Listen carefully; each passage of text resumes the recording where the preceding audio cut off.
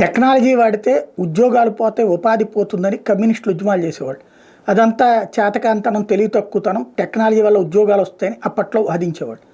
Yes, కొత్త ఉద్యోగాలు వచ్చినాయి, ఉన్న ఉద్యోగాలు పోయినాయి, కాబట్టి కొత్త ఉద్యోగం ఎత్తుక్కోవాల్సి వస్తుంది వీళ్ళకి. ఎట్లాగా? ఒకప్పుడు ముఠాకూలి తోసుకునేవాడు, మోసుకునేవాడు.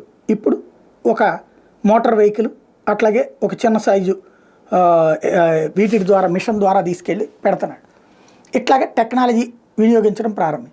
దీంతో ఇదివరకు 25 మంది కావాల్సిన చోట ఇప్పుడు 10 మంది ఉంటే సరిపోతుంది.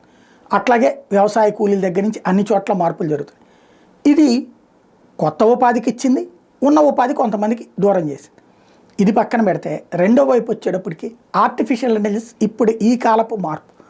దీంతో ఉద్యోగాలు చాలామందికి పోతున్నాయి. 20-30% ఉద్యోగాలు సాఫ్ట్వేర్ ఇంజనీర్లు దెబ్బతింటాయి.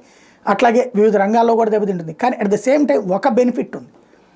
ఏంటయ్యా అది అంటే, వైద్యానికి సంబంధించి, విద్యకు సంబంధించి ఇది అద్భుతమైనటువంటి, తొందరగా డిటెక్ట్ చేయడానికి ఇప్పటికే టెక్నాలజీ రావడం వల్ల వైద్యంలో రోగ నిర్ధారణ అనేది సులభం అవుతుంది.